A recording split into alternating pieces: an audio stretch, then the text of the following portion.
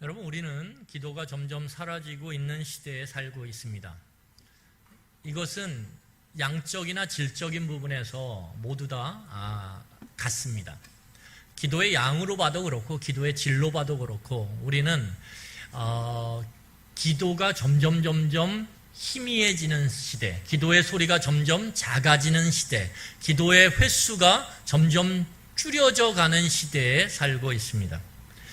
여러분, 기도를 하나님과의 교제 또는 하나님과의 소통 또는 하나님과의 대화라고 정의한다면 우리는 오늘날 하나님과 별로 교제하지 않는 하루하루를 살고 있는 것입니다.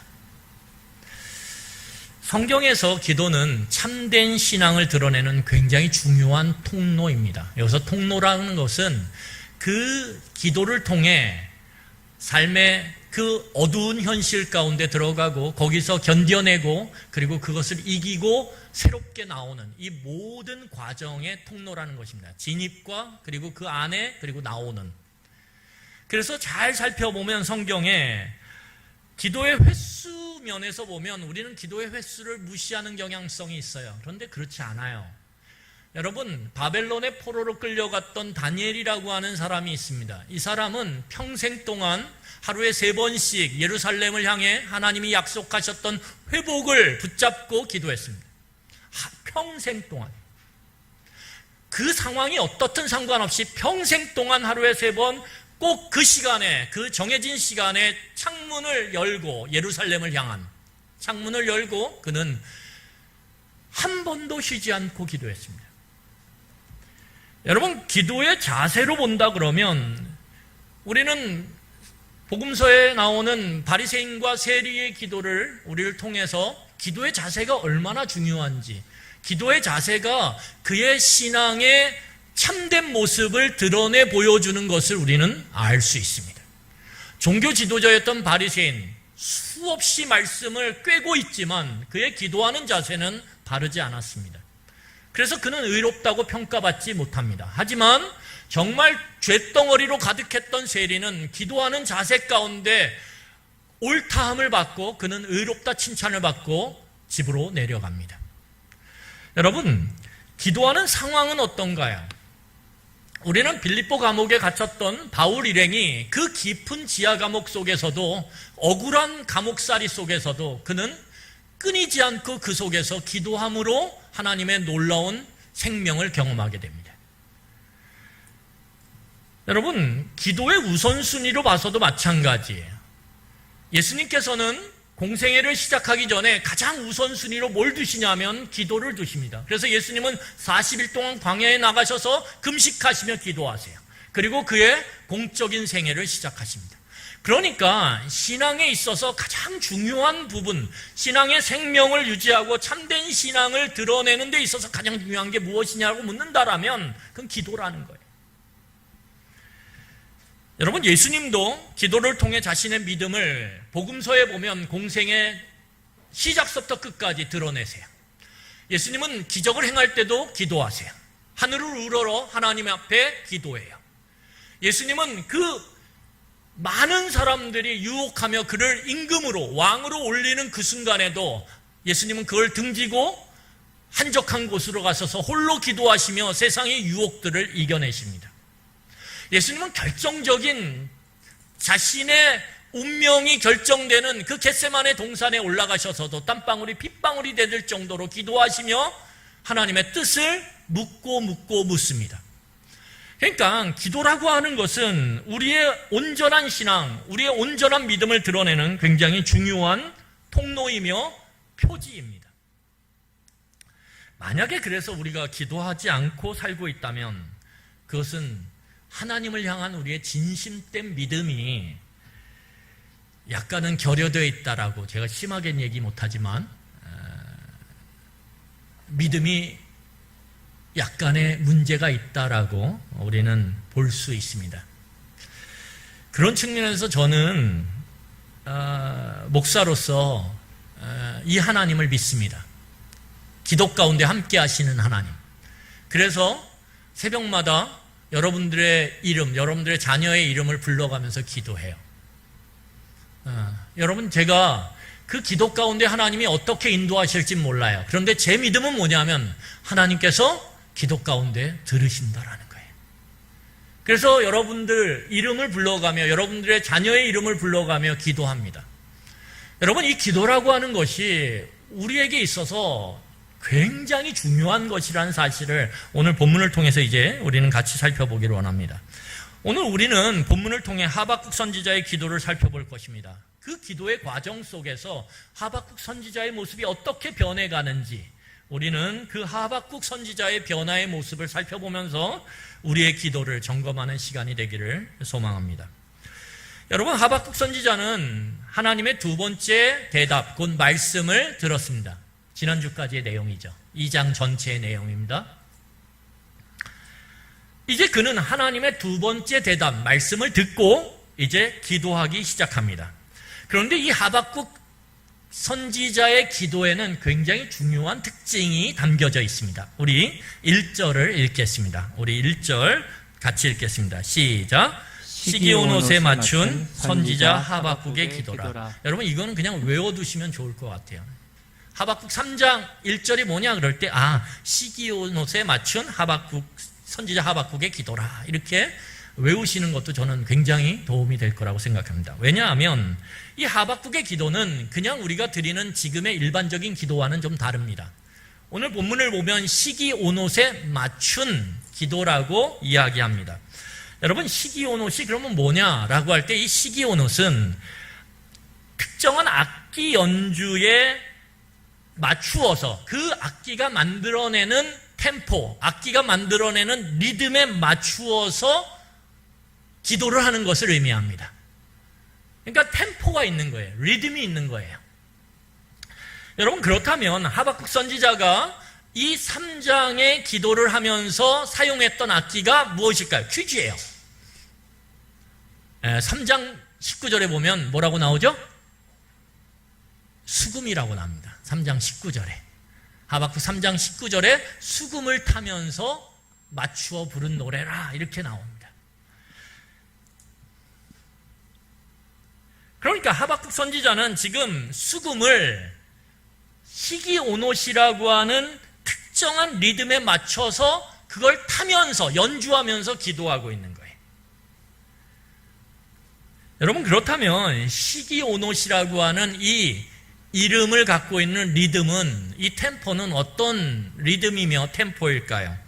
이 시기온옷이라고 하는 단어의 뿌리가 있습니다. 그 뿌리가 사가라는 단어예요. 사가, 히브리어로. 근데 이 사가라고 하는 단어의 뜻이 무엇이냐면 흔들리다라는 뜻이에요. 흔들리다, 빠르게 이렇게 날개짓 하는 것처럼 막 이렇게 흔들리는 거예요. 그러니까 이 시기온옷의 어원이 되는 사가라고 하는 의미가 흔들리다인데, 그걸 미루어서 보면 이 시기온옷이라고 하는 리듬은 아주 빠르고 경쾌한 리듬임을 우리는 추측할 수 있습니다. 그러니까 하박국 선지자가 오늘 3장 1절을 보면 어떻게 하는 거예요? 수금을 빠르게 키면서 수금을 제가 좀 여기서 켰으면 좋겠어요. 이렇게 여러분, 그 수금 킬 때 이 작은 하프라고 보시면 돼요. 수금이 하프는 크잖아요. 그 하프를 줄여놓은 거예요. 딱 품 안에 딱 들고 키게 이렇게 막 이렇게 치는 거죠. 빠르고 경쾌하게 수금을 타면서 지금 이제 뭐 하고 있는 겁니까? 하나님께 기도를 드리는 거예요. 우리도 한번 그런 시도를 다 이렇게 기도할 때 다 같이 막 뭘 키면서 이렇게 각자 기도하면 어지럽겠죠? 여러분, 그렇다면 하박국이 이렇게 수금을 빠르고 경쾌하게 타면서 드린 그 기도의 내용이 무엇일까요? 우선 우리는 하박국 선지자의 기도의 내용을 살펴보기 전에 3장을 좀 더 세밀하게 구분할 필요가 있습니다. 제가 아까 말씀드렸듯이 3장을 우리는 통째로 하박국의 기도라고 여기는데 3장을 자세히 살펴보면 3장은 세 부분으로 나눠져 있습니다. 하박국의 기도는 처음 부분과 나중 부분, 그리고 가운데에 특별한 내용이 담겨져 있습니다. 그래서 1절부터 2절까지는 첫 번째 기도예요. 그리고 16절부터 19절까지가 끝부분의 기도입니다. 이게 원래 하박국의 기도예요. 그런데 거기 가운데 3절부터 15절까지 뭐가 있냐 하면 기도라고 볼 수 없는 내용이 담겨져 있어요. 이건 환상이죠. 하나님께서 들려주고 보여주신 환상의 내용이 가운데 딱 자리를 잡고 있습니다. 그러면 이 내용이 도대체 왜 여기에 끼어 있는지 우리는 다음 주에 이제 살펴보면서 같이 한 편의 기도의 내용 완성해 갈 거예요. 오늘은 첫 번째 부분 1절과 2절만을 살펴볼 것입니다. 그러면 오늘 우리가 살펴볼 기도의 내용 첫 번째 부분, 이 하박국의 기도라고 하는 그 기도의 첫 번째 부분이 도대체 뭐냐? 우리 2절을 한번 같이 읽어보도록 하겠습니다. 같이 읽겠습니다. 2절 시작. 여호와여, 내가 주께 대한 소문을 듣고 놀랐나이다. 여호와여, 주는 주의 일을 이 수년 내에 부응하게 하옵소서. 이 수년 내에 나타내시옵소서. 진노 중에라도 긍휼을 잊지 마옵소서. 여러분, 오늘 하박국 선지자는 하나님의 대답을 듣고, 두 번째 대답을 듣고 굉장히 놀랐어요. 여러분, 일반적으로 우리가 경험하는 놀라움이라고 하는 것은 외부에서 우리 안으로 들어오는, 그것이 신체적이든 물리적이든 아니면 어떤 생각, 사고적이든 상관없어요. 외부에서 들어오는 그 무엇인가가 우리가 갖고 있던 기존의 생각, 기존의 인식, 기존의 경험들을 넘어설 때 생기는 게 놀라움이에요. 그러니까 이 하박국이 하나님의 대답, 말씀을 듣고 놀랐다라는 건 어떤 의미냐 하면 하나님의 두 번째 말씀이 들려졌을 때 하박국이 지금까지 갖고 있었던 생각, 인식, 경험들이 깨끗하게 허물어졌다라는 거예요. 깨끗하게. 여러분, 그러면 하박국이 들었던 하나님의 말씀이 무엇입니까? 오늘 2절을 보면 2절에 뭐라고 나오냐면 이렇게 얘기합니다. 2절을 보세요. 제가 한번 다시 읽겠습니다. 여호와여, 내가 주께 대한 소문을 듣고 놀랐나이다. 여기서 주께 대한 소문이라는 건, 소문은 원래 우리가 생각하는 소문이 아니에요. 들었다라는 거예요. 들은 것. 그래서 주에게 들은 것, 그것을 듣고 내가 놀랐나이다, 이 의미예요. 들은 것이라는 의미예요. 들은 것. 지금까지 들은 게 하나님의 대답이죠. 특히 바로 직전에 들은 게 하나님의 두 번째 대답입니다. 2장의 내용이죠. 그걸 듣고 놀랐다라는 거예요. 그런데 그 들은 내용의 핵심이 뭐냐 보니까 여호와여, 주는 주의 일, 주의 일이라는 거죠. 그러니까 주의 사역, 주의 일하심, 주의 계획을 들었다라는 거예요. 그러면 그 주의 일이라고 하는 것이 도대체 무엇일까요? 오늘 본문 밑을 보면 이렇게 나옵니다. 진노 중에라도. 그러니까 하나님께서 지금까지 말씀하셨던 게 뭐예요? 내가 유다 백성들을 향해서 진노를 쏟아붓겠다라는 거예요. 진노를.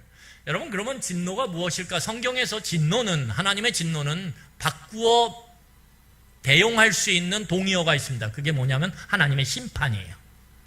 그래서 하나님의 진노를 다른 말로 바꾸면 하나님의 심판. 그러니까 오늘 하박국 선지자가 들었던 게 뭐냐 하면 하나님의 심판이에요. 그리고 그 심판을 듣고 모든 기존의 생각과 기존의 인식과 기존의 경험들이 허물어지면서 깜짝 놀란 거예요.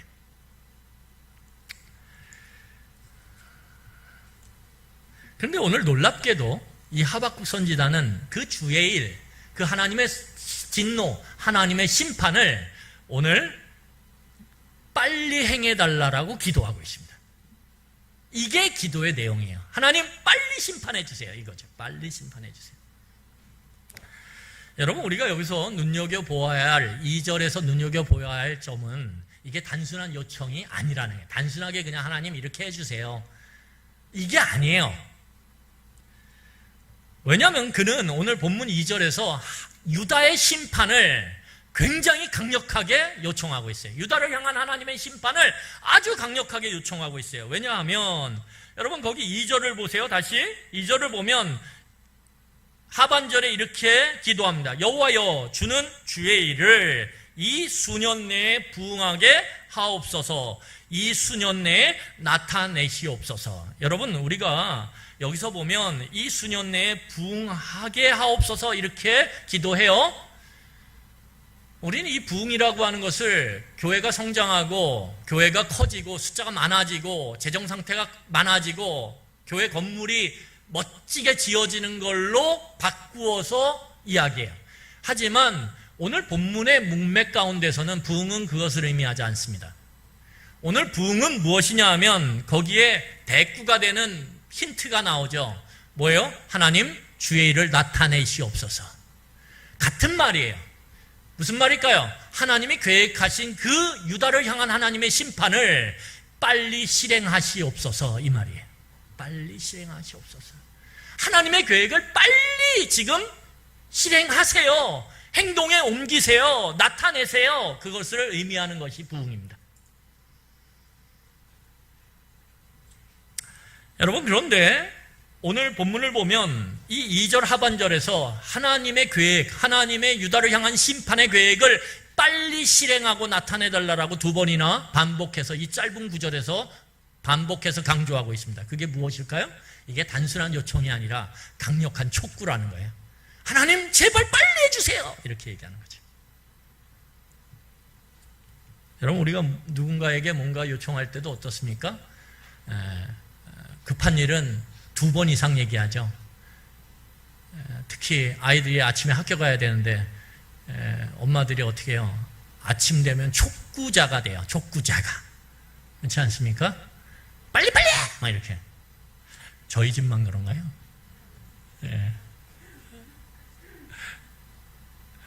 촉구자가 되죠. 촉구하는 거예요.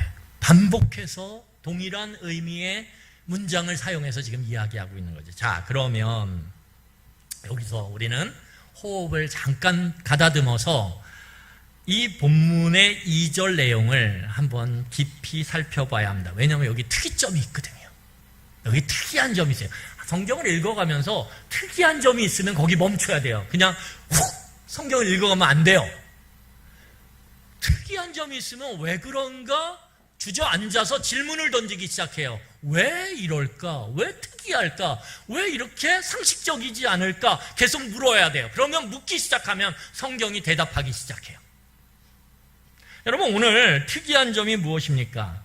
오늘 본문을 보면 기도자의 태도, 그리고 기도하는 형식이 내용과 어때요? 굉장한 불일치가 일어나고 있다라는 거예요. 다시요. 기도자의 기도하는 태도와 기도하는 형식이 기도의 내용과는 일치하지 않아요. 여러분, 오늘 본문을 다시 보면 우리가 살펴봤던 것처럼 하박국 선지자가 기도했던 기도의 내용은 하나님의 심판이에요. 여러분, 하나님의 심판을 우리는 굉장히 가볍게 생각하는 경향이 있는데 성경에서 하나님의 심판은 두려움, 공포 그 자체입니다. 두려움, 공포 그 자체예요. 여러분, 그래서 누가복음 16장 23절로 26절에 보면 여기 나올 텐데 우리가 잘 알고 있는 나사로와 그리고 부자의 이야기가 나옵니다. 이 누가복음 16장 23절로 26절에 나오는 이 내용 가운데 부자와 나사로가 이제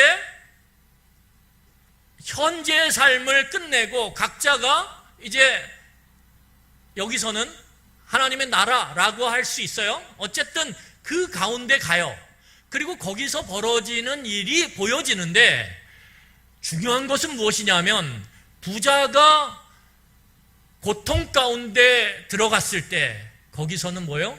일말의 희망도 없다라는 거예요. 그 일말의 희망, 일말의 빛, 일말의 소망도 없다라는 걸 드러내는 게 무엇입니까? 너무 뜨겁고 너무 고통스러운 가운데 목이 마르는데 물 한 방울을 손가락에 찍어서 혀에 댈 수가 없어요. 댈 수가 없어요. 그러니까 하나님의 심판은 그 자체가 공포고 두려움이라는 거예요. 거기에는 일말의 소망, 일말의 눈꽃만치의 빛도 없다라는 거예요. 그래서 두려운 거예요. 여러분, 예수 그리스도께서 겟세마네 동산에서 기도하실 때 하나님의 진노를 옮겨달라고 3차례 기도하십니다. 어떻게 해요? 땀방울이 핏방울이 되도록 간절하게. 근데 그 간절함 가운데 기도하실 때 그 기도의 내용이 아까 말씀드렸던 대로 하나님의 진노가 옮겨지기를 해요. 다시 말하면 하나님의 심판이 자기에게 오지 않기를 기도해요. 왜 그렇게 기도할까요? 그 하나님의 심판이라고 하는 그 하나님의 진노가 예수님조차도 온몸으로 받아안기에는 왜요? 두려운 공포 그 자체였기 때문에. 일말의 빛도 소망도 없는 거예요. 여러분, 그렇기 때문에 하나님의 심판은 절망 자체고 두려움과 공포로 빈틈없이 꽉 채워져 있어요. 그 꽉 채워져 있는 곳에 서 있다고 생각해 보세요. 얼마나 두렵겠어요. 여러분, 그래서 오늘 하박국 선지자는 그 어떤 소망도 가질 수 없고 어떤 빛도 볼 수 없는 하나님의 심판의 한복판에서 내가 서 있을지라도, 내 민족이 서 있을지라도 하나님 긍휼을 잊지 말아달라고 구해요. 오늘 거기 2절 하반절 보세요. 진노 중에라도 하나님 긍휼을 잊지 마옵소서. 조금의 희망도 빛도 볼 수 없기 때문에 거긴 절망 자체예요. 여러분, 우리가 삶의 그 어두운 상황 속으로 들어가면, 내 삶이 무너지고 있는 것처럼 느껴지는 상황에 들어가면, 내가 하고 있는 일이 뭔가 꼬여가고 잘 풀어지지 않는다라고 하는 그 깊은 웅덩이에 빠지는 그 느낌을 우리가 갖게 될 때에 어떤 마음이 들어요? 주변에 소망이라고는 찾을 수 없다라는 거예요. 빛이라고는 찾을 수 없다라는 거예요. 그게 우리를 절망하게 만드는 거예요. 내가 좀 힘들고 어려워도 빛이 보이거나 내가 좀 힘들고 어려워도 뭔가 잡을 끈이 있으면 어때요? 이게 괜찮아요. 견딜만해요. 제가 이제 이렇게 여러분 이제 조금 지나면 한 2주 지나서 이제 저의 슬림한 모습을 보게 될 겁니다. 제가 이제 이렇게 운동을 산을 넘어서 다녀요. 어저께도 이제 다 마치고 우리 박 목사님이랑 나가면서 박 목사님 집으로 가고 저는 이제 산을 넘어서 10시 정도, 10시 한 10분 정도에 넘었는데 집에는 한 11시 한 5분 정도 도착했어요. 낮이 아니라 밤. 이렇게 이제 박 목사님은 저를 그 어두운 산 안으로 그냥 보내더라고요. 자기는 집으로 쏙 들어가고 저는 붙잡아 줄 줄 알았어요. 목사님 이러시면 안 돼요. 그러니까 목사님 가다가 뭐 큰일이라도 만나면 내일 설교를 어떻게 해요? 그래서 그러려고 그랬죠. 다 돼 있으니까 목사님이 읽으세요. 그런데 내가 이렇게 가면서 이제 저 중앙도서관 쫙 올라가는 데가 있어요. 거기까지는 그래도 가로등이 있어요. 뜨문뜨문. 올라갈 땐 괜찮아요. 근데 거기 끝에 딱 쓰면 이제 나무들이 있는 숲으로 들어가요. 거기 새까매요. 아무도 없는데 들어가도 괜찮아요. 왜? 아마 거기서 나오는 사람이 있어도 저를 보고 무서워할걸요? 그런데 그게 그렇게 빛이 하나도 안 보이는 그 상황으로 들어가는 게 그렇게 두려워요. 근데 거기에 이제 제가 핸드폰 라이트를 딱 껴요. 그러면 거기를 그냥 쑥 들어가죠. 들어갈 만해요. 넘어가죠.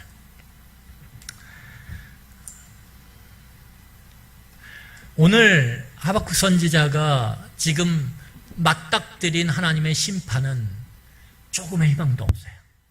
그래서 하박국 선지자는 뭐예요? 그 심판 가운데도 하나님 우리 백성을, 하나님의 의로운 약속의 백성을 하나님 붙잡고 계시잖아요. 그 긍휼을 잊지 말아주세요. 약속한 대로 그 긍휼을 하나님 꼭 잊지 말고 우리 백성에게 하나님께서 나중에 베풀어 주세요. 이러면서 구하고 있는 거예요. 왜? 그 긍휼 전에 받아야 될 하나님의 심판이 너무 공포스럽거든요. 여러분, 그러면 기도의 내용이 참혹한 하나님의 심판이에요? 그거에 비하면, 그거에 반하면 기도자의 태도는 어때요? 오늘 그 무서운 심판을 긍휼만은 잊지 말아달라고 그렇게 간구하는 이 심판의 무서움 앞에서 어떻게 합니까? 심판을 빨리 해달라고 촉구를 해요. 너무 이율배반적이지 않습니까? 너무 이율배반적이잖아요. 그리고 그 기도를 하는 그 형식이 어떠냐면 수금을 빠르게 경쾌하게 타면서 시기온에 맞춰서 노래를 부르는 거예요. 여러분, 보통의 이 무겁고 힘들고 어려운 내용을 담고 있으면 단조로 불러야 돼요. 그리고 느리게 불러야 돼요. 한마는 이렇게 불러, 한마는 이렇게는 안 부른단 말이에요. 그런데 지금 굉장히 빠른 장조로 템포를 빠르게 해서 이 참혹한 심판을 노래하고 있다는 거예요. 안 맞잖아요, 이게. 그렇죠? 안 맞잖아요. 그러면 왜 기도자의 태도와 기도하는 형식이 기도의 내용과 불일치할까요? 왜 하박국은 이렇게 역설적인 모습의 기도를 지금 하고 있는 것일까요? 여기에 굉장히 중요한 포인트가 있어요. 왜요? 우리도 얼마든지 삶 가운데 그 고통과 어려움 가운데 우리도 들어가 살 수 있기 때문에. 여러분, 오늘 이 역설적인 모습으로 기도하는 하박국이 무엇 때문에 이렇게 기도하는지 우리는 그 대답을 찾을 수 있는데, 그것은 무엇 때문이냐면 하나님의 말씀 때문에 그래요. 하나님의 말씀 때문에. 다른 이유가 없어요. 하나님의 말씀 때문에. 여러분, 그러면 하나님이 어떤 말씀을 했을까요? 오늘 우리가 1장, 2장을 이미 살펴본 것처럼 하박국 선지자는 유다 사회 전반에 횡행하던 그 악한 권력자들, 악한 지도자들의 강포와 폭력을 하나님 앞에 고발해요. 그리고 울부짖으면서 기도합니다. 하나님, 이 하나님의 백성들이, 연약한 의로운 자들이 악한 권세자들, 지도자들에 의해서 이렇게 고통당하고 있는데 보고만 있으시겠습니까? 하나님의 부재에 대해서 그는 울부짖어요. 거기에 대해서 하나님이 첫 번째 대답을 하세요. 그 대답이 무엇입니까? 내가 갈대아인, 곧 강력한 바벨론 나라를 일으켜서 유다를 심판할 것이라는 거예요. 여러분, 그럴 때 하박국은 거기서 그렇군요 이렇게 멈추지 않아요. 어떻게 합니까? 하나님 앞에 항의하기 시작해요. 어떻게 항의합니까? 하나님, 어떻게 그 악한 이방인, 그 부정한 이방인인 바벨론 사람들을 통해서 그래도 의로운 하나님의 백성, 하나님과 언약을 맺은 그 유다 백성들을 심판하실 수 있습니까? 그것은 하나님의 성품과 하나님의 약속과 하나님의 뜻에 어긋납니다. 이렇게 하고 항의해요. 그래도 우리가 하나님의 백성인데, 그래도 언약의 백성인데 어떻게 이방인들을 통해서 우리를 심판하세요? 그거는 불가해요.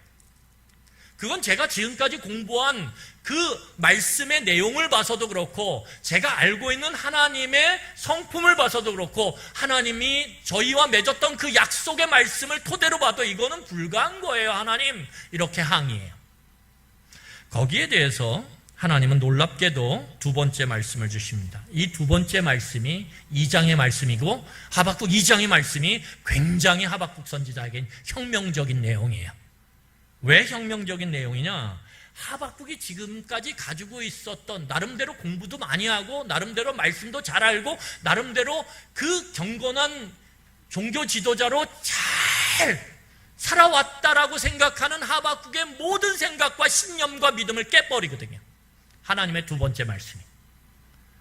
그 두 번째 말씀의 내용이 무엇입니까? 하나님께서 두 번째 말씀을 통해서 의인과 악인을 구분하는 구분선, 기준선을 기존에 알고 있던 하박국이 민족이나 혈연이 아닌 다른 조건을 제시하세요. 아니요, 원래 그 조건이었어요. 그런데 그들이 잘못한 거죠. 그들이 오해한 거죠. 그들의 전통이 하나님의 원래 기준선에서 벗어나 버린 거죠. 그것이 무엇입니까? 의인과 악인을 가르는 건 유대 민족이냐 바벨론 민족이냐가 아니에요. 그의 종교적 열심이 있느냐 없느냐 아니에요. 의인과 악인을 가르는 하나님이 제시한 기준선은 무엇이냐 하면, 여호와 하나님을 나의 주로 인정하느냐 이거예요. 여러분, 굉장히 간단합니다. 굉장히 간단해요. 여러분, 이게 구약서부터, 구약 창세기 1장서부터 요한계시록 마지막 21장까지 흐르는 내용이에요.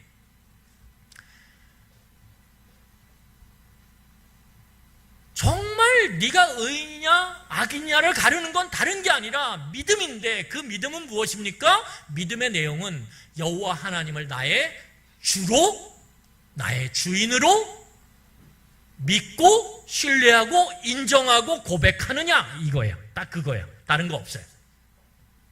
여러분, 여호와 하나님을 나의 주인으로 인정하고 고백하는 순간 우리는 그 주인의 말을 따르게 돼 있어요. 그렇지 않습니까? 여호와 하나님을 나의 주인으로 진정으로 인정하면 나는 그 주인의 말을 따르는 종이에요. 그러면 당연히 주인의 말에 순종하게 돼 있죠. 그래서 믿음과 순종은 따로 떨어진 게 아니라 딱 붙어 있어요. 딱 붙어 있어요. 믿음을 하나님을 나의 주인으로 인정하고 고백한다라는 개념을 가질 때 순종은 멀리 떨어져 있지 않고 믿음이랑 완전히 밀착되어 있습니다.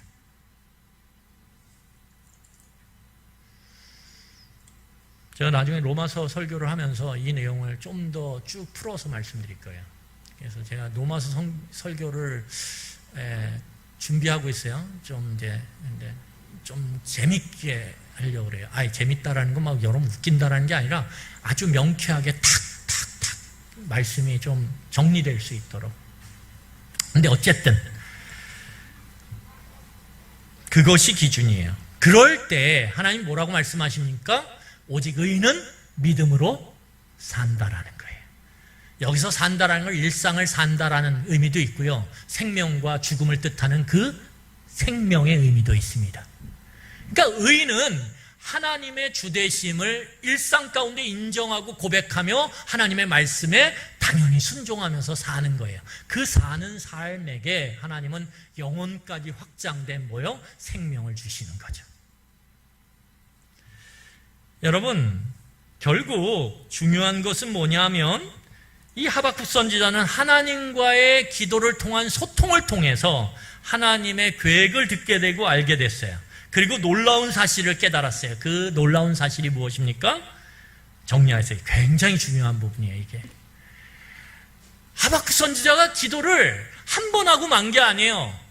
계속 하나님께 물어가요. 기도하는 걸 계속 반복해요. 반복하면서 결국은 그가 깨달은 게 뭐냐 하면 하나님이 처음에 심판에 대해서 이야기하실 때 대답을 그 하나님의 심판에 대해서 하박국은 두 번째로 하나님 앞에 항의하며 기도했어요. 그런데 그 기도의 과정이 반복되면서 그가 깨달은 게 뭐냐 하면 하나님의 심판 안에 이 하박국은 하나님의 심판 싫어 하나님의 심판 너무 두려워. 그리고 그게 왜 하나님의 약속의 백성인 우리에게 임해야 돼. 그리고 거부했어요. 하나님 옳지 않다라고 하나님 앞에 항의했어요. 그런데 기도의 과정과 하나님의 대답이 엮여지면서 끝에 와서 하박국 선지자가 깨달은 게 뭐예요? 하나님의 심판이라고 하는 그 하나님의 계획 가운데 담겨져 있는 것이 자기가 처음에 하나님 앞에 울부짖으며 기도했던 내용이라는 거예요. 여러분, 하나님의 심판을 통해서 이루어지는 그 결과가 자기가 처음에 하나님 앞에 울부짖으며 유다 그 사회에 횡행하던 강포와 폭력을 없애달라고 기도했던 그 간절한 기도의 성취라는 거예요. 여기서 하박국 선지자가 무너지는 거예요. 놀랍지 않습니까? 저는 굉장히 놀랐는데 여러분 별로 안 놀래요? 처음에는 하나님의 심판이 그냥 정당치 않고 온당치 않고 그것은 말도 안 된다라고 거부하고 항의했어요. 그런데 지나다 보니까 하나님의 그 심판 안에 담겨진 게 자기가 처음에 기도했던 내용이라는 거예요. 왜요? 하나님의 심판을 통해서 하나님은 어떻게 하시죠? 이렇게 말씀하세요. 내가 의인은 어떻게 한다고요? 살린다고요. 처음에 하박국이 기도했던 게 그거거든요. 하나님, 왜 의인을 죽도록 이렇게 남겨두십니까? 내버려 두십니까? 의인을 살리셔야죠. 이렇게 기도했거든요. 여러분, 하박국 선지자의 이 2절의 기도, 1절과 2절에 나타나는 이 첫 번째 기도는요, 경이로운 역설 자체예요. 왜냐하면 그는 참혹한 비극을 초래할 하나님의 심판을 빠르고 경쾌한 곡조에 맞춰서 강하게 촉구하고 있기 때문이에요. 그 이유는 무엇 때문에 그렇습니까? 하나님의 심판이 너무 고통스럽지만, 너무 아프지만, 내게 너무 심각한 유해를 가하는 것 같지만, 그것이 뭐냐 하면 자기가 기도했던 그 유대 사회에 새롭게 되는 것. 여러분, 부흥의 뜻은 하나님의 일이 실행되는 것을 의미해요. 그런데 그 하나님의 일이 실행될 때 하나님은 어떻게 할까요? 기존에 있던 걸 새롭게 해요. 그래서 이 부흥이라고 하는 뜻은 또 다른 두 번째 뜻이 있는데 그게 뭐냐면 다시 새롭게 하다라는 뜻이 있어요. 하나님께서 역사하시고 하나님의 계획을 실행하실 때 묵혀있던 것이 새롭게 변화됩니다. 여러분, 이건 마치 무엇과 같냐 하면 예수님께서 겟세마네 동산에 올라가셔서 간절히 기도하세요. 아까 말씀드렸듯이 핏방울이 땀방울이 되도록 기도하세요. 땀방울이 핏방울이 되도록 기도하세요. 기도하신 후에 예수님께서 그 자리를 딱 털고 일어나세요. 그러면서 뭐라고 말씀하시냐면 제자들에게 이렇게 말씀하세요. 자, 우리 마태복음 26장 45절로 46절이에요. 우리 같이 읽겠습니다. 시작. 이에 제자들에게 오사 이르시되 이제는 자고 쉬라. 보라, 때가 가까이 왔으니 인자가 죄인의 손에 팔리느니라. 일어나라, 함께 가자. 보라, 나를 파는 자가 가까이 왔느니라. 여러분, 예수님께서 뭐라고 말씀하시냐 이렇게 얘기해요. 일어나 함께 가자. 보라, 나를 파는 자가 가까이 왔느니라. 여러분, 예수님께서 하나님의 심판을 목전에 두고 간절히 기도하셨습니다. 예수님께서는 하나님과 깊은 기도의 교제를 통해서 참혹한 십자가의 죽음을 향해서 어떻게 하세요? 힘차게 그 자리를 탁 일어나요. 그리고 그 십자가의 죽음을 향해 자기를 십자가의 죽음으로 이끌 그 잡으러 오는 자들을 향해 어떻게 합니까? 적극적으로 기다리지 않고 나아갑니다. 나아가요. 여러분, 하나님의 진노, 그 하나님의 심판, 그 십자가의 죽음이 너무 두려웠어요.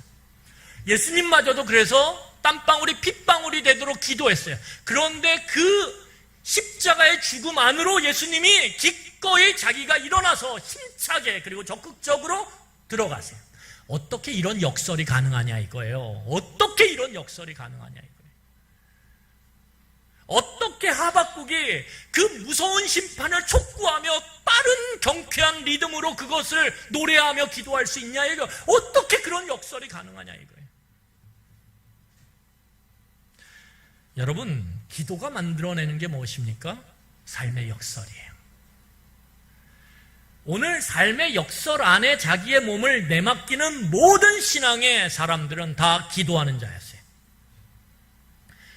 만약에 하박국 선지자가 첫 번째 기도하고 하나님의 대답을 듣고 내 할 일 다 했어 끝냈다라면 아마 하박국 선지자는 그냥 오는 심판을 원망하면서 그냥 맞이했을 거예요. 그렇게 하나님 심판하고 있어. 내가 이 심판 원했어? 하나님은 도대체 아무리 내가 기도해도 듣질 않아. 내가 이 심판 원했냐고. 바벨론 사람을 통해서 이렇게 내 나라가 내 민족이 이렇게 초토화되는 걸 내가 원했냐 이거야 하나님. 그러면서 하나님 앞에 항의했을 거예요. 하나님을 원망했을 거예요. 근데 그의 기도는 거기서 멈추지 않아요. 계속 하나님께 물어요. 하나님께 기도해요. 하나님에게 내가 뭔가 지금 불편한 부분이 있으면 그걸 계속 물어가요. 물어가면서 결국은 그가 어디로 들어가냐면 이 놀라운 삶의 역설 속으로 들어가는 거예요. 왜요? 그 가운데 그에게 기도하는 과정 중에 그에게 생긴 게 무엇입니까? 하나님의 뜻은 옳다. 하나님의 계획은 바르다. 하나님의 이 심판을 통해서 이 민족을 새롭게 하실 것이다. 이것이 내가 간절히 기도했던 것이다. 라고 하는 이 놀라운 삶의 역설을 받아들일 수 있는 그 내면의 힘, 내면의 믿음이 그 안에 생기는 거죠.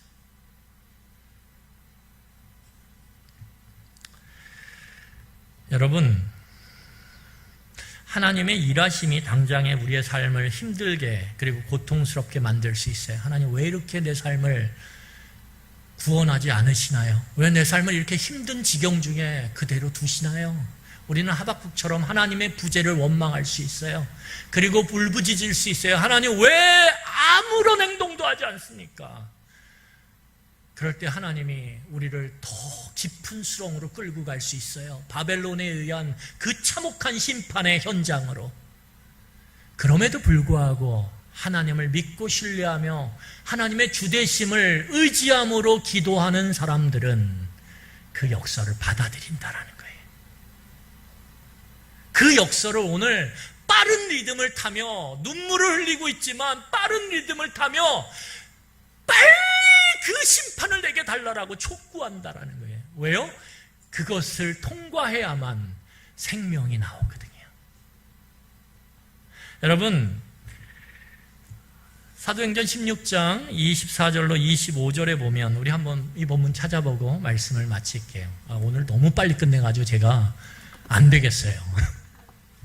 자, 사도행전 16장. 오늘 그래서 설교가 마무리가 아닙니다. 이게 한 편이에요. 오늘 일부러 한 거예요. 오늘 이 삶의 역설 안으로 들어가게 만드는 이 기도, 그 기도가 어떻게 이제 끝부분에 나올지 우리 이제 완성해 가야 돼요. 3주에 걸쳐서. 자, 우리 사도행전 16장.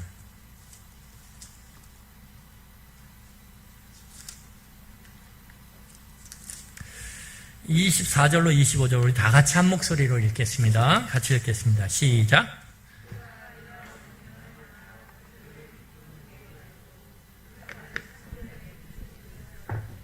한밤중에 바울과 신라가 기도하고 하나님을 찬송하며 죄수들이 듣더라. 여러분, 바울이, 그리고 바울 일행이 복음을 전하기 위해서 빌립보라고 하는 이 마케도니아의 큰 첫 성에 갑니다. 그리고 거기서 귀신 들린 여종, 그런데 그 귀신 들린 여종이 영험했어요. 그래서 점을 치는데 점이 딱딱 맞아요. 그러니까 이 여종의 주인인 이 사람은 그 여종, 귀신 들린 여종을 통해서 너무나 많은 이 돈을 벌어들이는 거예요. 왜냐하면 점치면 딱 맞으니까 사람들이 줄을 섰어요. 그런데 그 고통스러운 귀신 들린 여종의 모습을 보면서 바울이 어떻게 하냐 하면 그 여종을 고쳐줘요. 하나님의 능력으로. 그랬더니 그 주인에게 고발을 당했어요. 그래서 매를 흠씬 맞고, 그리고 나서 어떻게 합니까? 거의 죽은 것처럼 반 죽음 상태에서 이제 로마의 감옥으로, 이 빌립보 감옥, 지하 감옥으로 딱 던져집니다. 그리고 그 감옥에 갇힌 그 바울 일행은 거기서 놀랍게도 삶의 역설을 만들어내요. 그게 뭘까요? 거기서 오늘 우리가 살펴봤던 것처럼 기도예요. 기도예요. 억울하지 않을까요? 하나님의 그 마게도냐 환상을 보고 바울이 하나님이 가라고 하셔서 그 빌립보에 왔거든요. 그 빌립보에서 하나님의 그 뜻 가운데 그 여종을 고쳤거든요. 귀신 들린 여종을. 그대로 하나님의 뜻대로 행했어요. 그런데 결국은 뭐냐면 죽을 만큼 맞고 지하 감옥에 갇히는 거예요. 그런데 거기서도 이 바울은 뭘 합니까? 하나님을 찬송하면서 기도해요. 포기하지 않아요. 거기에 하나님의 뜻이 있다라고 믿어요. 하나님의 뜻은 여전히 진행 중이고 하나님의 일하심은 여전히 진행 중이고 여기에 멈춰 있고 여기에 맞춤표를 찍었다고 생각 안 해요. 그래서 어떻게 합니까? 그 가운데서도 기도해요. 그 가운데서도 하나님 앞에 찬양해요. 그러자 놀라운 일이 생겨요. 옥문이 지진 가운데 열리고, 그러면서 어떻게 되냐 하면 그 간수장, 그 로마의 간수장의 그 가족이 이 사도 바울 일행을 통해서 생명을 얻습니다. 오늘 유명한 구절이 나오죠. 31절에 이르되 주 예수를 믿으라. 그리하면 너와 내 집이 구원을 받으리라. 그리고 그 집안에 말씀을 전하고 세례를 베풀어요. 그리고 그들이 주께로 돌아오는 놀라운 생명의 역사가 열립니다. 이게 하나님의 삶의 역설이 만들어내고자 하는 하나님의 생명의 역사예요. 이걸 견뎌내고 경험하고 이것을 받아 안을 수 있는 사람은 누구냐? 그 삶의 역설의 현장 가운데 있을지라도 기도를 포기하지 않는 자, 하나님을 주되심을 믿고 하나님을 신뢰함으로 기도를 포기하지 않고 붙잡는 자, 그 사람만이 그 삶의 역설의 현장으로 기꺼이 자기 발로 들어갈 수 있고, 그 자기 발로 들어간 그곳에서 기도함으로 견뎌내므로 하나님의 생명의 역사, 새롭게 함의 역사를 경험하게 된다라는 거예요. 이게 저의 믿음이에요. 이게 바울의 믿음이고 이것이 예수 그리스도의 믿음입니다. 예수 그리스도께서 3일 만에 영원한 생명으로 그 삶의 역설의 현장 가운데서 그는 생명으로 다시 부활하세요. 예수님께서 생명의 역설의 그 최고점에 있는 십자가 위에서 예수님은 뭐 하기를 끊이지 않으세요? 하나님 앞에 기도하는 것을 마지막까지 포기하지 않으셨습니다. 그리고 마지막 기도를 이렇게 하세요. 내가 다 이루었다. 여러분과 저의 기도가 삶의 역설의 현장을 만들어내는, 그리고 그 역설의 현장 안에서도 기도함으로 하나님이 예비하신 새롭게 됨, 하나님이 예비하신 참된 생명을 경험하고 누리는 그런 복된 여러분과 제가 되기를 간절히 축원합니다. 예, 기도하겠습니다. 여러분, 이 시간에 우리 같이 기도했으면 좋겠습니다. 저는 하박국 선지자를 보면서 끊임없이 하나님 앞에 묻고 기도하는 것이 얼마나 이 사람을 새롭게 해가는지, 그의 인식을 새롭게 해가고 그의 생각을 새롭게 해가고 그의 경험을 확장시키는, 그래서 그의 믿음을 더욱더 크고 깊고 넓게 만들어가는 이 놀라운 모습을 하박국서를 통해서 바라봐요. 너무 멋있어요, 이 사람이. 저는 너무 좋아요. 하박국 설교를 하면서 제가 하박국 선지자 너무 멋있어요. 처음은 너무 미약하지만 점점 하나님 앞에서 하나님과 소통함으로, 대화함으로 하나님의 그 깊은 생각을 함께 공유하고 기꺼이 그 거부하고 싶은 하나님의 심판의 그 두려운 현장으로 기꺼이 두 발로 들어가는, 그리고 하나님의 생명을 경험하는 이 놀라운 삶의 역설. 그리스도인들은 삶의 역설을 경험하는 자들이에요. A면 B, 이렇게 모든 게 다 생각대로 늘 경험했던 대로 나오는 그 안전한 삶을 살아가는 사람들이 아니에요. 예수님도 그렇고 바울도 그렇고 모든 신앙인들은 절망의 순간 속으로 들어가요. 공포의 순간으로 들어가요. 아픈 순간으로 들어가요. 그럼에도 불구하고 거기서 견뎌내요. 기도 가운데 하나님의 주되심을 붙잡고 그리고 삶의 역설을 경험해요. 이것이 그리스도인들의 삶입니다. 여러분, 우리 고통 가운데 계세요? 어려움 가운데 있으세요? 하나님을 찾으세요. 그리고 그 가운데 주되심을 붙잡으세요. 그럴 때 우리는 삶의 역설의 현장 가운데 새롭게 하시는, 그리고 생명 주시는 그 하나님의 놀라운 그 은혜를 경험하게 될 것입니다. 기도하겠습니다.